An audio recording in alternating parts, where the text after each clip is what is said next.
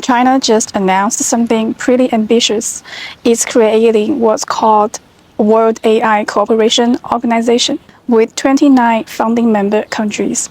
But instead of celebrating, the internet immediately started making fun of it. People looked at the member list and called them a bunch of nobody. Cambodia, Laos, Myanmar, Kazakhstan, Congo, and Russia. One sarcastic comment goes like this: do these countries even have computers?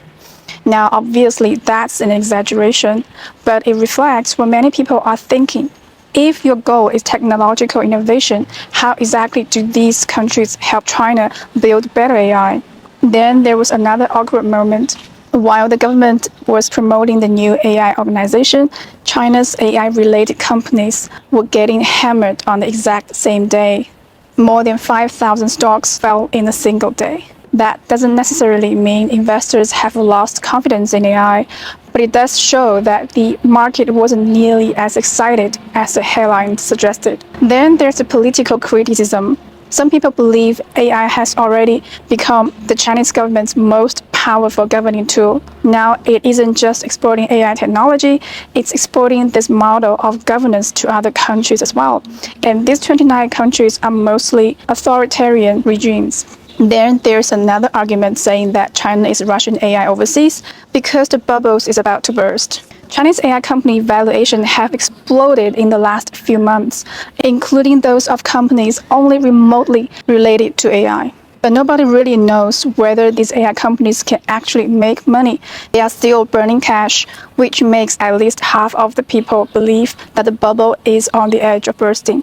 In order to keep the boom going, they have to find new market overseas, especially in places where American companies are not dominant. Well, I personally agree with some of that.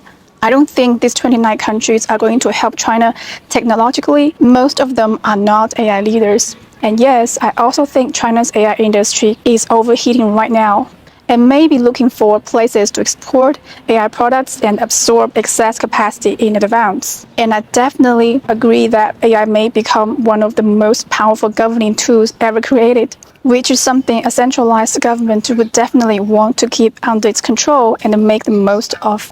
But here is where I disagree with most people. I actually don't think China's AI bubble is going to burst, at least not the way people imagine. The reason is simple, because China is treating AI infrastructure the same way it treats highway, railroad, and power grids. And infrastructure doesn't have to make money. A highway can lose money forever. Nobody shuts it down because it's considered a public good. AI data centers are moving to the same category. If they don't make money, the government can keep funding them. If the utilization is low, the government can still justify building more. If AI companies can't afford computing, the government can simply make computers cheaper. The taxpayer in China is basically supporting the entire system. In other words, the whole country is helping keep the bubble inflated, whether they like it or not. To be fair, there are actually real advantages to this national model. The first is scale. Cheap computing encourages widespread AI adoption.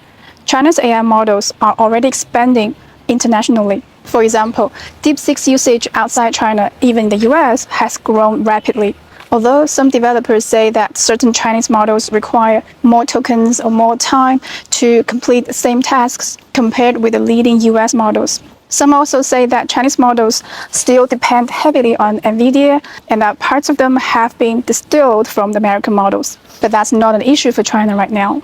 A second benefit is educational. Cheaper AI could become one of the greatest equalizers in education and productivity, which would benefit society as a whole. But the downside of this model is that whenever governments become deeply involved in allocating resources, huge waste and corruption are almost inevitable. This will eventually take a toll on the economy and the ordinary people, especially given that the Chinese government tends to take things to another level because it is always eager to produce quick results. For example, according to some news reports, if your company isn't related to AI and is waiting for an IPO right now, you may now be asked to give way to AI companies, letting them cut in line and receive most of the capital in the market first. That sounds exactly like something the Chinese government would do. And I definitely agree with the common concern that AI dramatically increases the power of governments that already possess enormous amounts of data.